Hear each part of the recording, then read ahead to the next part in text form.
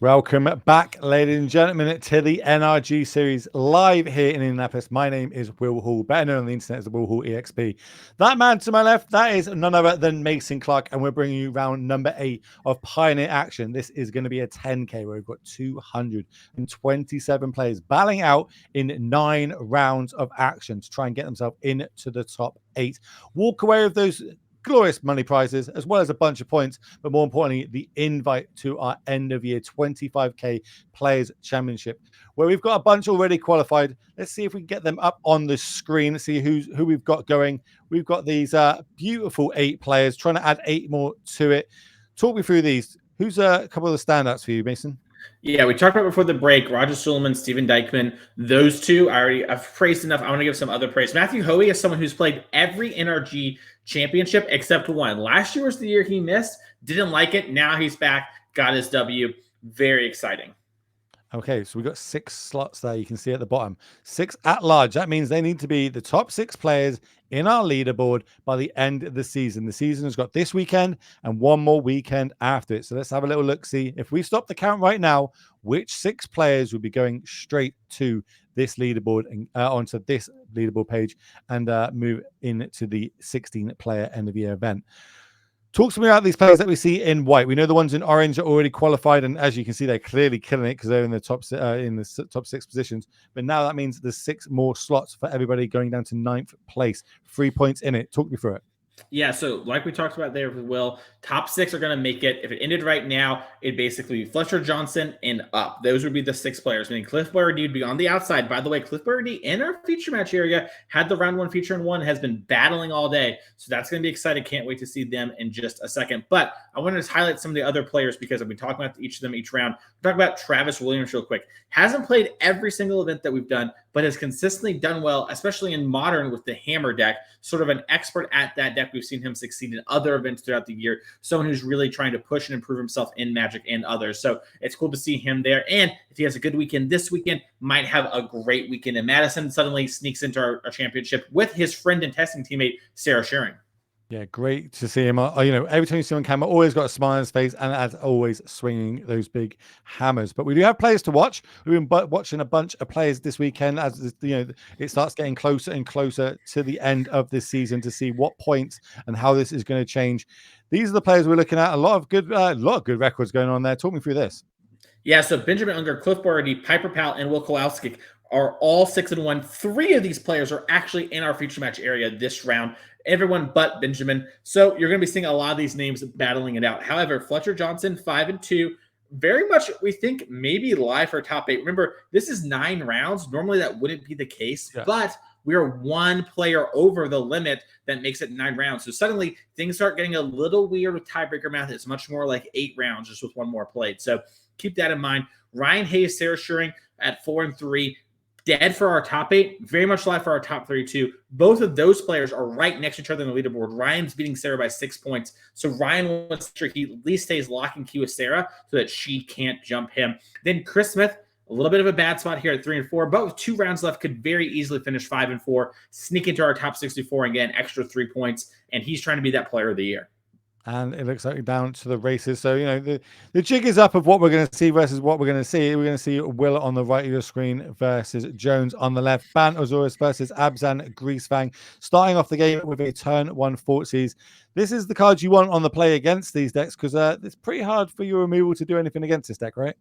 Yeah, the whole idea behind the Aurus deck is my creatures aren't really targetable or interactable, and my cards aren't very good on their own, but if you combine them, they're unstoppable most of the time, and it's just hard for you to interact, and they're not very good. So this Thoughtseize is one of the few ways you have to actually break up the creatures, and often you'll keep a 1-creature hand because your deck is just so good. However, Alexander has 2 creatures and a bunch of auras, so it's a very awkward place for Will to be. Why are we not calling this Boggles? Why do we keep calling Bant? I know there's no Boggle in the list, but it's still Boggles to me. I'll die on that shield. For as long Sorry, as like I said earlier in the day, I'm looking for Cedric Phillips' approval in life, so I'm going to have to go with Bant Auras. It's best for the players. Cedric, please respond. I'm looking for that validation. As we are going to take the Gladecover Scout here, maybe a sign that Will has a second Thoughtseize in hand. Either way, both those creatures are about the same. The other one costs 2 mana, so it's going to give Will another turn. And when you have things like Parhelion 2 in your deck, that could be all the time you need. I was about to say that, you know, when it comes down to a race, because that's what we see a lot of this Abzan Greasefang deck. It is kind of a combo deck that has a mid-range grindy element to it if it needs to go that route, but just no play on two just yet. It does have instant speed ways to do things. We'll see if any of them actually come apparent in a second, but we don't need to play our creature just yet, right? Because it does have that little line of text called Flash, which is a nice little interaction to it. Here comes a Grizzly Savage end of turn. We're going to look at 5 cards, pit I believe it's land or creature into our hand. The rest go into our graveyard. This is one of the ways that we can kind of get some of these vehicles into our graveyard so we can start crewing them as early as turn number 3. Besage is going to be the draw. That's quite interesting. Talk to me about that. Yeah, I mean, Will kind of whiffed when it came to like finding a Greasefang. Getting Besage is nice. It can destroy enchantments. So some of those enchantments that maybe like one that gains lifelink or a bunch of power, Will might want to blow up in the mid game. But honestly, Will was sort of looking for a big Parkillion to hit the graveyard or a Greasefang to hit the graveyard and go back to his hand so he can apply pressure. And it looks like we maybe have a Thoughtseize, although I'm curious if maybe there's a Thoughtseize. I think it's Trespasser, right? It'll be a Traverse the Underworld. Oh, Traverse the Ulvenwald. Ah, sorry, gotcha. My bad there. He was just tanking when he did it, so I thought he was maybe Thoughtseizing himself in order to maybe get a Parkillion. It was only because it was like, oh, it's happened there in the green source. There's only one mana thing we can cast it, and we are going to go get our powerful card, the namesake of the deck, Greasefang. Remember, this is a 4/3 that when you move to combat, you can return a vehicle from your graveyard to the battlefield, and then it bounces back to your hand. But the key part of it's got 4 power, so we can kind of crew basically every single vehicle we have in the deck and get it to attack that turn.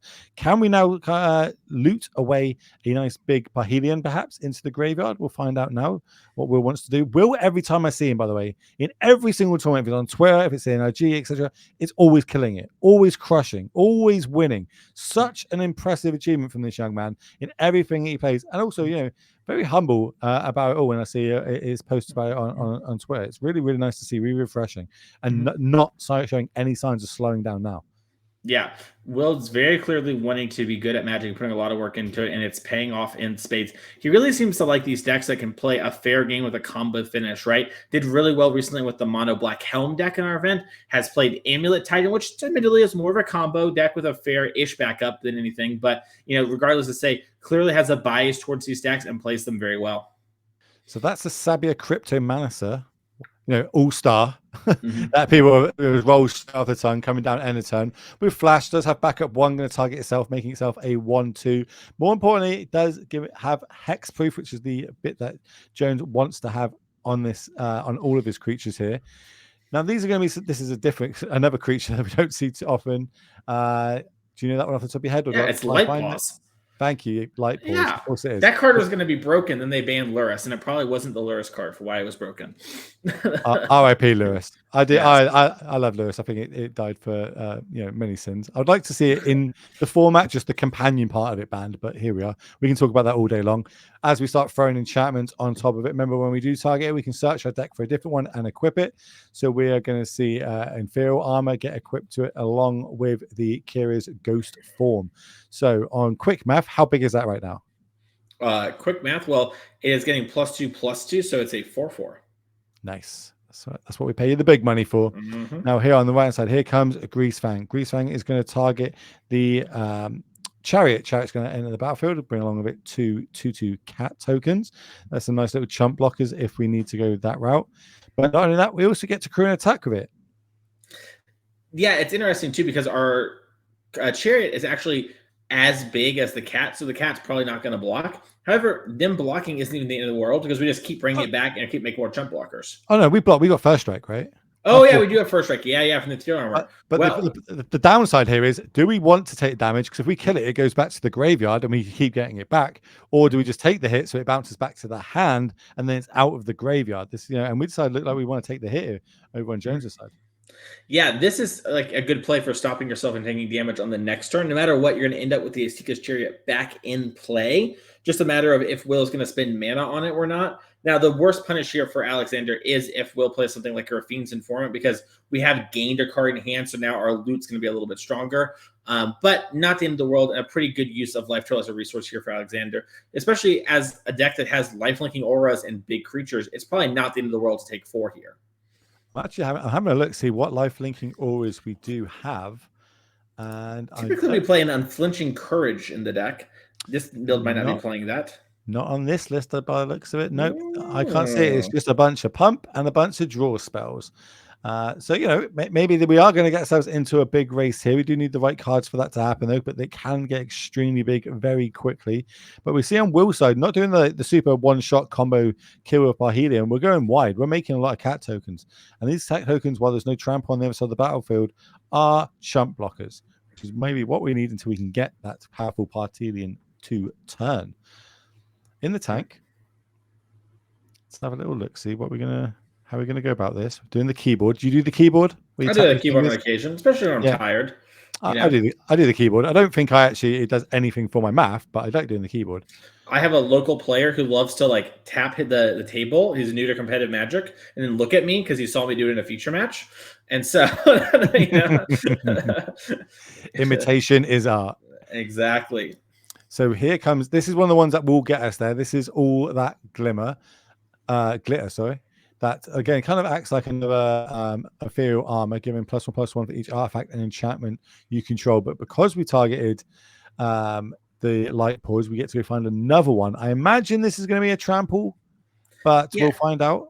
You might want to grab Gryff's Boon to gain flying. So if Parhelion does come down off a connive, you can block. Also, it'll let you sort of get damage. Although Vigilance might also be a pretty good one to grab. If you want to do that. Yeah, there's a ton. I think it's probably flying then trample, because if you're going to have flying, you might as well, like, you know what I mean? Well, it looks like we're going to go for the fight ability, give it +0/+2 and fights when it ETBs. So that's Warbriar's Blessing. Well, do you not know that card off the top of your head? Yeah, that's a limited all-star. You know, everybody was playing that bad boy. I was more getting wrapped up, and there's an Aqueous Form in the deck. Mm-hmm. Do you know what that one does off the bat? Yeah, it's a blue. It's kind of a water-looking enchantment, and it gives the creature unblockable when you attack Scry 1. It was a staple of the Bant Heroic deck in Standard. I used to love that deck. That was one of my favorite decks of Standard back of all-timer of day. That and Jeskai Black. I think that's my two favorite decks ever in Standard. But anyway, moving forward, one more play. Oh my word! How about an ethereal form? Go find something else. Okay, someone do some math here. 1, 2, 3, 4, 5. This is 6 enchantments. If we get the unblockable one, it's lethal, right? Yeah, if you get the unblockable one, it should be lethal because you have 2 ethereal armors. So that's going to be 12, 13, 14. All that glitter is exactly the same. So it's basically 3 ethereal armors. Yeah, exactly. So yeah. Oh, sorry, guys. That was our second ethereal armor. Excuse me. Our third one. Yeah. So yeah, that is lethal there. And you know, the Warbriar's Blessing was more of a way to get Will in the boost than actually win the game. And you know, it worked out. It happens. And then we see this deck do wonders for Benson Manson, being able to get himself into the finals of the Pro Tour with this deck. We've seen how powerful it can be, especially it's very hard to target and fight against, right? So let's have a little look, see the sideboards, because it is closed deck tournament, but not for us. We get to look and we can put it on the screen for you all at home. So looking on Will's side, seeing what he can be bringing in this matchup. I see a Knight of the Autumn. That kind of sticks out to me. A couple of dresses, a couple of fatal pushes, Raven Fieldments, temporary lockdowns, unlicensed Hearst, and Leyline of the Void. What takes your fancy here? I'm slamming the temporary lockdowns in my deck. It's basically one-sided Wrath of God in the matchup. It's unbeatable. It gets the auras, gets everything. It doesn't care about hexproof. That card is going so fast face down.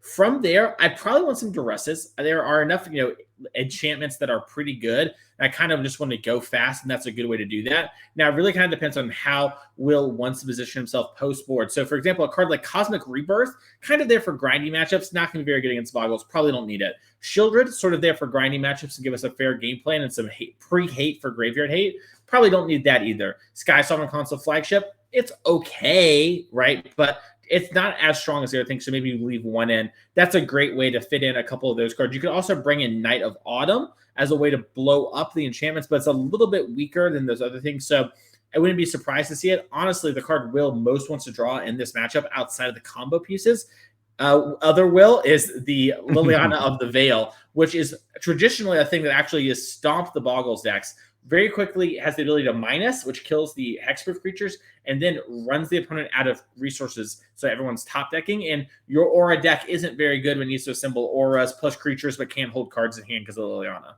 Cedric's not going to be happy that you said Boggles then. But moving across, no, senpai! moving across to see what on the Greasefang, well, not on Greasefang side, over on Jones's side, what he's got. So we've got Jegantha, obviously our powerful companion. Then we've got 2 Runes of Substance, a Portable Hole, Slip Out the Back, Stubborn Denial, and Leyline of Sanctity. Anything here take your fancy, Mr. Mason? Yeah, so there's a couple different ways you can approach things. So Rune of Sustenance is one of the ways to give lifelink. So these Parhelions can create a lot of angels, and that can be a problem because the angels can chump block you and hit you for a lot. So you maybe want a lifelink thing. We saw how in that game, if we hadn't had the second Ethereal Armor, we actually wouldn't have had lethal even if we got the unblockable thing to begin with. So it can be a little hard to actually push damage through. So you have that going for you. And you maybe want Leyline of Sanctity. This card gives you hexproof. So notably, Liliana of the Veil, which I highlighted as one of the better cards, Duress and Thoughtseize are all cards that will not work with this in play. This is a card that I'm always a little hesitant to play, but I guess if we put this in our sideboard, we're probably signing up for it in matchups like this. And that is a thing, I should check with myself too. When you're playing decks like Bant Auras, you're going to have play cards like this because your deck is so strong that's okay to play these somewhat weaker cards because when your cards are assembled and uninterrupted, they are just so powerful. And talking about the mulligans of this deck, obviously it has a game plan. It can only do that game plan if it has a creature, and not that many creatures, in this deck list. Yeah, we talked about it last round how I was telling people you need to mulligan towards Llanowar Elf and Elvish Mystic if you put them in your deck. That is true of Alexander's deck, but tenfold. Your deck only works if you have a hexproof creature. Now, Light-Paws in matchups with removal as light basically can work. You can search up Ghostform immediately and have protection as long as you play it and equip it. But for the most part, you have to have a creature, ideally a hexproof one.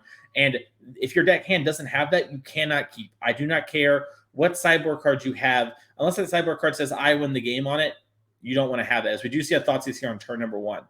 And that's going to reveal a hand with, I believe, just one creature. Oh, maybe that's the second creature. Actually, maybe that's the Cryptomancer down at the bottom. What do you like taking here? So 2 lands exactly as we read it up. That's kind of the ideal amount of land for us. A load of enchantments. Looks like we did bring in the slip out the backs as well. But 2 creatures. I think I know which one, but tell me why you'd be picking the Scout. I mean, yeah, last game we saw Will sort of lean towards Gladecover Scout. If you're going for a creature, that's the one that's 1 mana versus 2. Buys you time. We talked about that race. It didn't work out for Will last time. Very easily could have worked out, though, in a world where maybe Will has the Parhelion. So we might see that play again. Also, Curious Obsession is in the middle there. There are 2 hexproof creatures. So, taking one of those is fine. Then your Liliana of the Veils are really good in the mid-game as a way to kill the other one. Honestly, if you do have Liliana of the Veil in your hand, you might want to take the blue creature, the Seachrome Cryptomancer, because you're Liliana with minus. But yeah, Curious Obsession is a great way to prevent them from getting cards, and you can maybe just overpower them because that hand doesn't actually do anything. The slip out the backs are kind of this way to protect your own thing from Liliana's, but also stop the vehicles that are crewed from hitting you for lethal. So, Alex has a really kind of defensive hand here without much payoff. Luckily, the rest of his deck is payoff. Yeah, well, we'll see how that pans out from. That's an interesting pick. Almost over on Will's side says, okay, my hand's really strong. Like if I'm not taking your creatures and your threats, it's really strong. As we see a Skyboat go to the graveyard. I did hear that you guys were doing the NRG series is the best place to find all boat noises on the on Twitch TV earlier on in the broadcast. But here we go with the Ethereal Armor comes in. That's going to be an attack for 2. Remember, it does have first strike, so we can't really jump in front of it. It would just be a chump block. Pass in the turn back. Do we have our 3rd land on Will's side? Yes, we do. Do we have Greasefang? Yes, we do. Why wouldn't we? Of course we have it. We always have it. Exactly when we need it. Skyboat's going to be coming back. Cue sound. And that's going to obviously gain, we're going to be able to crew that and come across for 9 points of damage. So yeah, Will wants to turn this into a straight up race. Love to see it. Skyboat goes back to hand and the turn. Cue sound. And now going back to Jones on the left of your screen. Is looking for some sort of way to get a life link, kind of turn this race back into the favor. One of the card we didn't miss, and I know why we both missed it, is because it doesn't have the in our deck list as we're looking at it. It's Staggering Insight, the 2 mana one that gives us lifelink +1/+1 on drawing cards. Super powerful card. Again, it used to be in the heroic deck, so we both should probably know that. It comes down the 2nd Mana Confluence. They're not free, does do any mana, but the cost of 1 life. And we just on chump block, dude. Looks like we're going to hold up these slip out the backs. Remember, they can target any creature. It gives it a +1/+1 counter and phases out. This is not the way you normally want to use it, but sometimes we can bring it in. We can try to, fog one of these big attacks that can come from the Greasefang deck. 2 mana. Here comes the loot effect. Can we talk about how Will told me there's no lifelink enchantment, and then talk about Staggering Insight? What is going on? Why are you getting me like this, Will? Why are you bringing it up? Everyone didn't notice that. Don't worry about it. No, I want to talk about. I thought stick to boat noises. Stick to there you go. Boat hits the graveyard. How is Will going to be moving forward? Here's his 4th land drop for the turn. I think he's going to say, I would like to go to combat, and this is where we're going to see this slip out the back. It gives it a +1/+1 counter, remember, but it does phase it out for the turn. So, and the turn it will be coming back with a +1/+1 counter. Does Will want to get in here with the powerful 3/2? I very much doubt it when there's a first strike creature on the other side, but these can just be chump blockers if needed, because Will's like, cool, you didn't do anything last time, really. If anything, you put a +1/+1 counter on my creature.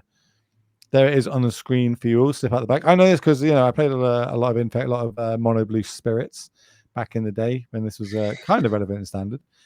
Another Mana Confluence. Not what you want when you're at 8 life. A little painful. Does help. So now Greasefang is a 5/4 with thanks to that +1/+1 counter. +1/+1 counter is all around here. So this is funny. This is at the beginning. So before you get you do it before beginning of combat, so the boat doesn't come. So we're still in Will's main phase now because Will has priority again. So he could play another Greasefang and just get the boat back, and I'd have to go. It's never going to get old, and if we don't get that as some sort of Twitch follow emote sound or whatever like that on your stream, I'm going to be super upset about it. But we're just going to be a land for the turn for Will. Doesn't have good attacks yet. Does have a couple of cards in hand. I'm kind of guessing that the either lands or whiffs at this point. But no, Will's going to get in. I'm turning these sideways. You can block one of these, but the other one's going to do 3, drop you down to 5, and then you've got 3 Mana Confluences. I think I could win this race, Will says. Master attack. I talk so often about how players do not think about attacks and blocks enough. This is a textbook example. My opponent has 3 Mana Confluences. They have 8 life. They don't actually have 8 life. You know what I mean? They have 6 life. I'm going to attack in, force them to have something, and use that card to save 2 life to trade, but that's okay because now they're at 6, which means my Skyboat is lethal. Taking that Curious Obsessions from that turn 1 Thoughtseize has played out absolutely perfectly. But I'll tell you what's also pretty good, in this matchup, which is exactly what you said, is a temporary lockdown coming down and just clearing up that battlefield, especially when next turn you're getting back that Greasefang, which is going to get back that boat and give us the lethal attack that we need. As we see, Jones is going to scoop it up. He knows it's with the writings on the wall, so we get a game number 3, which is what I love. High-level Magic, high-level event. Game number 3, more paper Magic for everybody to look at and comment on. We do have sideboards for you all because this is a closed decklist tournament for the players, but not for us at home. So we're going to see if we can get them up on the screen. We've talked for it already, but draw play dependent. Now we're back on the play for Jones. Do you like mixing up your deck at all here? So I don't have a ton of experience on the Bant Aura's deck, but I've played a little bit of Magic. I have some ideas. My general thought is I think Slip Out the Back was a little too slow in general, and on the draw it was going to be a lot worse on the play. So I think that it might still be okay, but I think that I still lean towards just, hey, I've got my ley lines. Let's stop Liliana the Veil. Let's stop the discard spells. That's it. Call it a day. And, maybe bring in the Rune of Sustenance as a way to win races if you have to. But as you just saw from Temporary Lockdown, you're going to need to win very quickly. In fact, my only critique of Will, I think he played that game masterfully, is I wonder if he actually had to play the lockdown because now his opponent knows that card existed, and could he have gone the distance without playing it? That's the question I have to ask myself, but there was some risk of leaving that creature in play, so, not clear cut to me. But that is the big thing going on here for the Bant Aura's deck. I think we kind of saw something that a lot of players fall short of is over sideboarding, right? Like we saw this, the slip out the backs come in there. If those slip out the backs were potentially any of the enchantments in our deck, we could have got ourselves into a better racing situation. But maybe a little bit of sideboard, or maybe just a little bit of bad luck on our part, drawing too many of one card than the other. But we're going to move across. We're going to have a little look, see what Will has got in his list. If you give you a reminder at home, what everybody is tuning in. Remember, Abzan, Greasefang. And I did want to talk to you because we've talked about this. We know what's coming and we know what's going to be going out. Is closed decklist tournaments versus open decklist tournaments. Abzan Greasefang in open deckless tournaments is meant to be pretty bad, but in these closed deckless tournaments, it's meant to be really good. What's the reasoning behind that? So, Abzan Greasefang is a deck that if your opponent knows what you are playing, there might be some cards in their main deck that are better against you and some that are worse. And theoretically, your cards kind of all do the same thing and are pretty good, so it doesn't super matter. Obviously, if you knew what your opponent was playing, you might be able to make a slightly more informed decision. But for the most part, you kind of, you know what's going on in the metagame as Abzan Greasefang. You know what your hands look like. And in game ones, you can sort of be powerful and proactive like that. And the dark your opponent might, you might be mono green, which having early kill spells is really good. But you might also be Rakdos. You might be blue-white control. So there's so many decks you could be. And not a whole lot of things actually interact super well with the Greasefang deck, except for removal spells. And they really are sort of short-term answers to the Greasefang.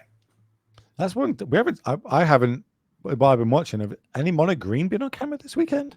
We had one earlier in the day where Derek Davis sort of beat them up a little bit. But for the most part, mono green's been kind of down recently, in big part because of things like Wild of Eldraines coming out and sort of changing up the metagame a little bit by adding more Boros Convoke to the format and more Arclight Phoenix, two bad matchups. Well, we're going to head down to the matchup. One of these players is going to be 7-1. One of these players is going to be 6-2. Who is it going to be? We'll find out shortly. Because this is, remember, a Pioneer 10K, 227 players. One over the threshold to make it 9 rounds of Magic for you before we cut to that top 8. All battling out, not only for the cash, but for the points, for the invites, see if they can get themselves to the end of year player championships, where we're going to have 16 players battling out for 25K in a big old tournament. We're just getting in our ears here that basically Jones is walking away. He's just got a judge call, going to ask probably, how does this interaction work, or X, Y, Z. If we can find out what that is, we'll get it back to you all. But in that meantime, we're going to see Will shuffling. So it gives me a little bit more time to talk about some events that we've got coming up. Obviously, we've got not only this weekend in Indianapolis, which I haven't given any facts about Indianapolis this weekend. We also do have Madison coming up. That is going to be the weekend after Thanksgiving, November 25th and 26th. On the Saturday, it is going to be the 10K Modern Showdown. And on the Sunday, a 5K Pioneer Trial. So if you can get yourself out to these events, why wouldn't you? I'm actually in America over this weekend. I really want to try and fly to one of these events. I'm going to be in Orlando.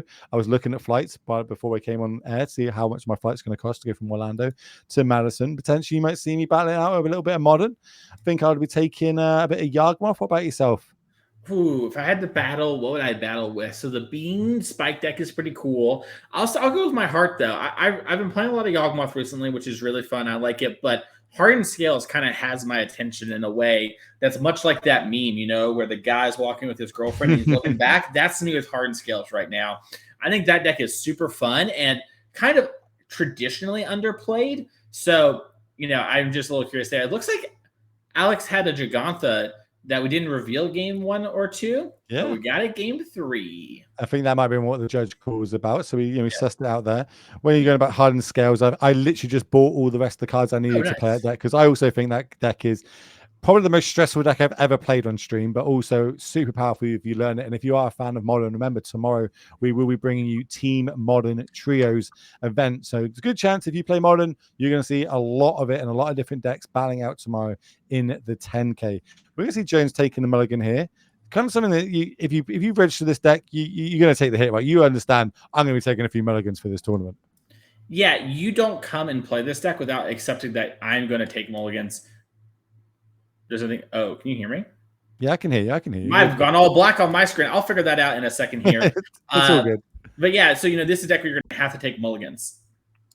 Yeah, we understand that you take mulligans, but obviously playing against a deck on the other side, which has got Fort Seizures, duresses, things to be able to tear your hand apart, it's going to be pretty hard for Jones here. But the advantages does get to be on the play here, so it can get down that turn 1 Gladecover Scout if needs be, but we do need to find it with an untapped green source.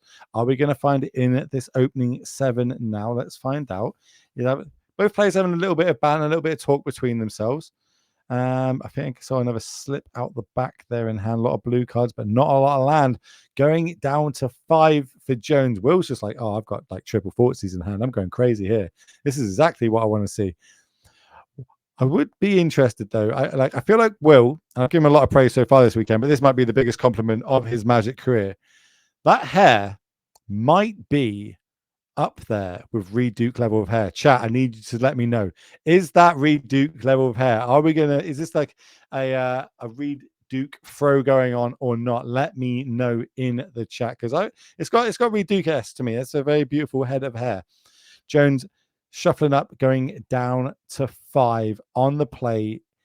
Needs a really good opener of, I imagine, 2 lands, 1 creature, 2 sort of enchantments, probably something like Curious Obsessions to kind of start refilling the hand, but we'll find out shortly. Remember, Jegantha is revealed, which means it's not a free sideboard card. A lot of people think it is. And some people say it is the 8th card normally in your hand. Not in this case. It does have some exceptions. It does have a little bit of text. Oh, going down to 4 for Jones on the left of your screen here. Not what you want to see when you're down at 6 and 1. Will on the other side is like, well, we take these. We take these occasionally when they happen.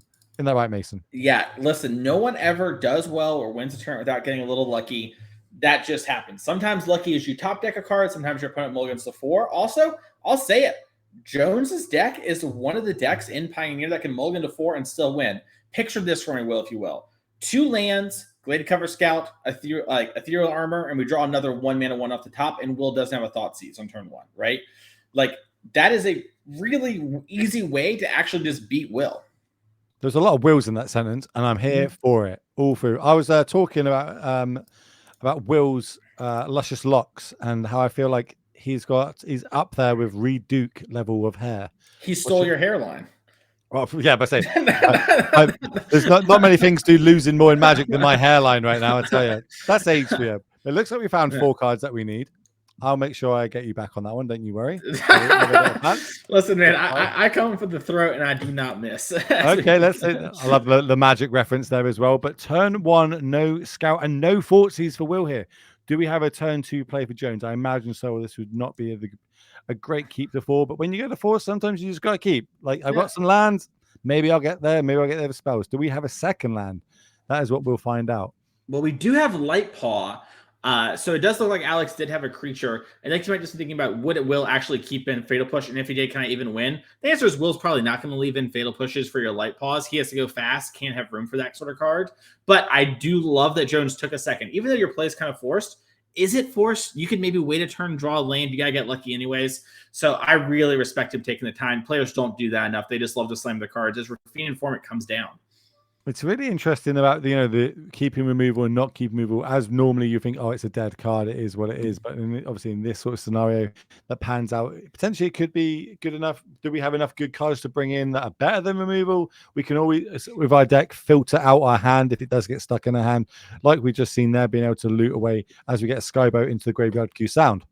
I want to point out the bar actually will kill the Light-Paws as well if we don't grow it enough. So this is a turn where Alex needs to put a lot of power on it, or the face-up Skyboat will just kill the Light-Paw.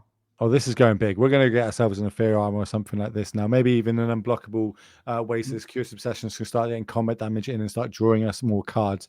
Because it is already a free. Depending on what enchantment gets stuck to it, it might be even bigger than that. Jones is in the tank, though. What do I want to get? Do I want to get a way to give it trample? Do I want to give it unblockable? Do I want to give it vigilance? Do I want to give it first strike? How bad can it go for me next turn? Potentially Liliana comes down. Then we want to go get a Cartouche of Solidarity, get a little 1/1 to come along. So many options. But it is a guessing game at the end of the day. We'll see if it pans out. But you don't get 6 and 1 just on a whim. You need to know what this format and how it pans out. And sometimes you do need that little bit of luck. Not currently on his side when he is at a mull to 4. But here comes the Aqueous Form that we talked about. We were speaking about in the last game, giving it unblockable. And whenever it attacks, scry 1. My problem with this is it keeps it as a free. So unless we have another way to boost that, this Skyboat could end up taken out. Yeah, I wonder if Alex has. So you do get to scry and draw. I wonder if he has some way to protect the Light-Paw in hand. I would imagine if you did, it's an aura. Now we do have slip out the back, but we don't have any blue mana for that. So if it was an aura, we would play it beforehand to do more damage. So, or search a thing that does damage, as the kids say. So, Alex is taking a big think here. He leaves it on top. He's going to draw it. My guess is that it's a blue land that will be leading up our slip out the back, and that's what we were thinking about. Now, no way to know for sure. We'll have to see here. I did see an Ethereal Armor, and I think that might be what we left on top. Now playing that out, which would make sense why we didn't play it before combat, that we drew it off for the turn. But this also, again, makes everything massive. That Kira's Ghostform, that's going to give us the permission, the little bit we need against a Liliana on the other side of the battlefield. So it's getting pretty big. That is a 1, 2, 3, 4, 5, 6 powered creature that can't be blocked, that when it attacks, scries and has first strike. Yeah, it's pretty big. It's a 7 power creature, though. Well, nice try. 7, 1, 2, 3, You're a countryman. 4, 5, 6. Where's Curious Obsession +1/+1. So 4 +1 +2. I'm so bad at math. You're not bad at math, my friend. You just don't know every Magic card because you're a real adult, unlike me. Anyways, here comes Liliana. This is what we were playing around. This is exactly what we see. So it's going to use the. Well, I haven't seen this interaction since 2014 Modern, where we're going to be ticking it down, and just leaving it alone a little 2/2 on the battlefield. All the enchantments do drop off, but with the Light-Paws being what it does and having a big old chunk of text on it, means it could be pretty easy trying to refill that if we do have any more auras in our hand. Land for the turn. Doesn't look great. We're not slamming anything right now. It's just about the backs. We're going to be losing one of these to Liliana shortly, I imagine. Yeah, and this is why I highlighted this card as such a big problem is, even though we didn't actually permanently answer the creature, now Alex's answers of things like stuff at the back are going to go away, and the Parkelian goes to the graveyard. And we're going to... Alex is like, oh, it comes back. I wonder what card he kept in hand. I don't know. I know this is a lot of damage, though. So Parhelion, for people who do not know what this does, it is not only a big 6/6 sky boat of skyness, it also brings along with it 2 4/4s. It's not. It's a 5/5, isn't it? It's not 6/6. So it's a big 5/5, and then it has 5/5s with 2 4/4 angels, but they all get to attack, so 13 points of damage, as well as coming across with a 3/2. That means 16 damage to the face.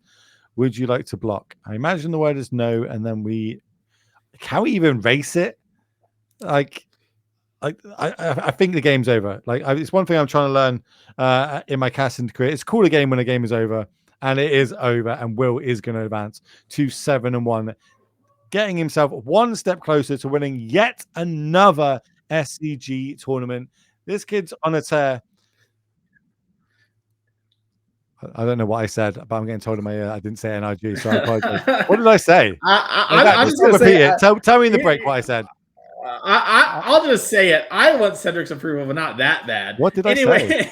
Oh, did I say the other one that is irrelevant anymore and doesn't stream and doesn't have anything on the internet? Screw that company. You got it here. This is no. Whoa! Everything's going off in my ears right now, ladies and gentlemen. I'm getting it. Anyways, I'm going to take over the hosting role. I cannot wait to see what's going on. We have a backup feature match. If you can get me on that backup feature match ASAP, I'll make sure to correct Will all the time. In my head, I was thinking,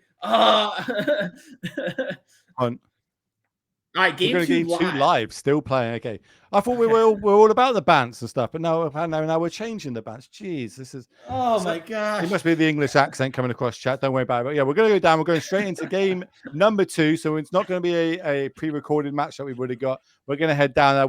What 2 decks have we got queued up? Is this going to be? I think this has got some spice in it, right? Yeah, so we have Boros Convoke on your right from Cliff Boyardee versus Piper Pal on your left playing Rona Luca combo. So we've seen Convoke a couple times, aggro deck. If you haven't seen the format before, expect that. Piper here, she is playing this combo deck that is sort of 2 combos combined into one. So the Rona combo of make infinite mana and then use a Fae of Wishes to find something to win the game. That's sort of her main combo, or one of her main combos that she's doing. The other is Luca, which you can minus and then reveal cards on top of your deck to get a creature that's more mana value. The only one that's more mana value in her deck, Atraxa. All right, let's try and chase up what's happening on this this board state, because it looks like there's a lot going on. So on the Convoke side, that is going to be a huge bunny. But on the other side, we've got a lot of mana and potentially a combo going off. Have we got enough mana to activate it? We do have enough mana to activate the Kinnan. Assuming those aren't summoning sick elves. Let's have a little look. See, is there anything great we can hit though? Like that's the other one. Like, are we doing this in combat? Are we doing this in blocking? Are we going to find a track? So I can see a Luca there. Making sure we get enough right. That's double Luca actually. Double Luca, double land, and just a carroted. Not exactly what we want to be hitting, especially when we have the option to hit things like an Atraxa, potentially also a Valky God of Lies in this deck. As you said, multiple different combos going off in it. Draw for the turn. Yeah. And Piper, if you're new to the NRG series here, you should still probably know Piper's name because Piper showed up to about 3 tournaments last year, made the finals of all of them, and then walked into our Players' Championship. Also someone who completely destroys on Magic Online. Easily one of the strongest players in our field here today that is the least known. She is an absolute killer. And if anyone I had to play in the hall, she'd be the one I do not want to play against. And how much of an advantage is it turning up with one of these like kind of offbeat decks? As you say, they've got 2 different combos in it. It's not super well known. So unless you're really keeping on top of the Pioneer format, you might potentially be playing against a deck and you're not entirely sure what you're meant to kill, what you're meant to interact with, etc. What sort of factor does that gain, or advantage do you gain from that? A huge one. So, Piper knows this kind of deck. She's very smart. She's going to be able to pick that up immediately. Probably even practice some with it leading into the event. Your opponents maybe have heard about this thing, right? Like, oh, I heard it did well in the EU. Maybe Nassif streamed it a little bit, right? Maybe you saw Doomwig play a couple of games. But if you don't actually understand what's going on, your more stockish deck is something that Piper's going to know from the past and know how it's going to line up against her deck, right? She might not know every single niche interaction, but you don't know the basic interactions probably as well as she does. And just that alone matters so much, especially if you don't understand fully how these combos work or which one's more important, right? Cliff Boyardee might be having a situation where he has a card that he wants in the sideboard, but for one half, but not the other half of the combos, that might not be lining up with the way Piper thinks the game is supposed to be played and that experience in the matchup here. As we do see a Rona activation happening, discarding Sylvan Caryatid. We're definitely looking for something right now. Like what is it we're trying to find? Remember, a couple of Lucas went to the bottom of the deck. So that's one part of the combo that is kind of diluted slightly here. This is a lot of mana. I think we're going to spin the wheel. Yeah, so this is what Piper's looking for, is Atraxa. So by looting, we got another chance to find Atraxa and have a bit more informed decision. And since we're going to play it anyways, we might as well play it first here. So this was Piper basically being like, okay, let's see if I can assemble the other half of the combo, because as you see here, Piper has Retraction Helix and Mox Amber. There's already a Mox Amber on the board. Now all Piper needs is something to use the infinite mana with. She has all the colors in her deck at infinity mana. She can also loop through her whole deck, so she should be able to find the Fae of Wishes and win the game. And with Cliff Boyardee not having any 0 mana interaction, it wouldn't. None of this would be a problem if not for that Thalia in play. Yeah, Thalia is going to be a problem. I would kind of looking there at the land, just small little things like, how do I lose the game? I feel like I'm going to be super ahead now. It's Atraxa on the battlefield. So not to get the Beseiju, potentially Embercleave. Does Embercleave get us out of it over on Cliffside? Yeah, I hate to interrupt you. I've realized Piper has the win. So she can cast Retraction Helix on the Rona. Retraction Helix can bounce your opponent's things. That will bounce the Thalia. With it gone, the Mox Amber costs 0 mana. We can play it, which will re-trigger the Rona to untap. Now we have the combo proper. So Piper has it all here. We'll get to draw through her entire deck, generate infinite mana, and then eventually cast Fae of Wishes, and then grab something from the sideboard to win the game. Aetherflux Reservoir is typically the kill in these decks. Do you have a sound for combo like you do for boat, or is it wiggly wobbly wobbly dobbly timey wimey? So I think we demonstrated the loop of what's going on here. Here is a Bring to Light. That's going to go through our deck. All 5 color. Well, is it going to be 5 colors? I'm pretty sure we can make all 5 colors of an Atraxa on the battlefield as well. And as I say, we're just going through the motion, turning and burning through the wheels, but we are eventually going to have a win here for Pippa. So that's going to be a 7-1. You said that they don't turn up to events very often, but when they do, they make them count. Yeah, Piper is a stone cold killer. I mean, like I said, she is the one person who I would choose to not play against in the room cold. I don't know everyone there by heart, but I'm willing to take that bet there. And we are going to try and get an interview with one of our winners here, so that's going to be exciting. But yeah, Piper, incredibly strong player, just walks into the finals of these events because she is a stone cold killer. And if you've got any questions for the winner there, make sure you whack them in the chat so we can ask them for you, ladies and gentlemen. But while we get them across, getting them all rigged up and get them all mic'd up, let's give you a reminder of what is going on this whole weekend. Today, Pioneer action. We all know that we're watching it right now. Only a couple more rounds before we find out who is in that top 8. But tomorrow, we have got a Teams Trio event. All 3 players playing Modern. It's not unified Modern or anything like that. It's all 3 decks could be the same if you wanted to go that route. It is going to be a lot of Modern playing tomorrow. A lot of teams battling out. And again, they're going to try and walk away with all the top money prizes, top points, etc., and get themselves to that end of the year leaderboard. I speak about this end of the year leaderboard a lot because it is going to be really hard to get there. Only 16 players are going to get to it. It's going to be a 25k tournament. We've got 8 players locked in already. We'll see if we can get them up on the screen. Have a little talk about through them. Okay, looks like we're not going to be able to get an interview, so we do get to get these 8 players up on the screen. We can have a little to see who is locked in. Talk me through these, Mason.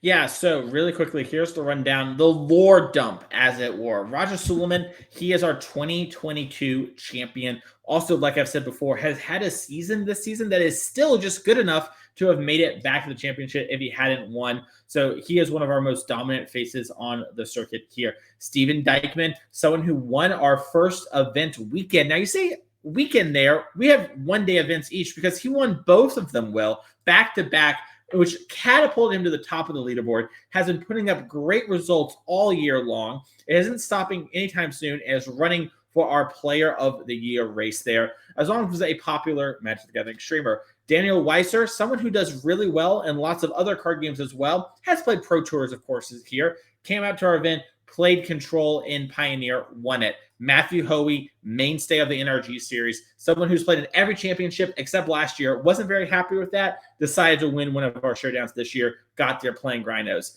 Nimit, Weiss, and Bergart are a team winners in July there, so they all teamed together and got there. So that's what happened there. And then Kyle Gonzalez, sort of our ghost champion, they won our Michigan NRG, which unfortunately we were unable to bring to you, but Kyle won and is going to be making it to our event. So those are our 8 players. And Will, we have our winner of today's tournament, the winner of the Madison, and the 6 at large. And that's it. That's our 16 players for this $25,000 prize pool, life-changing money, all happening here on the NRG series.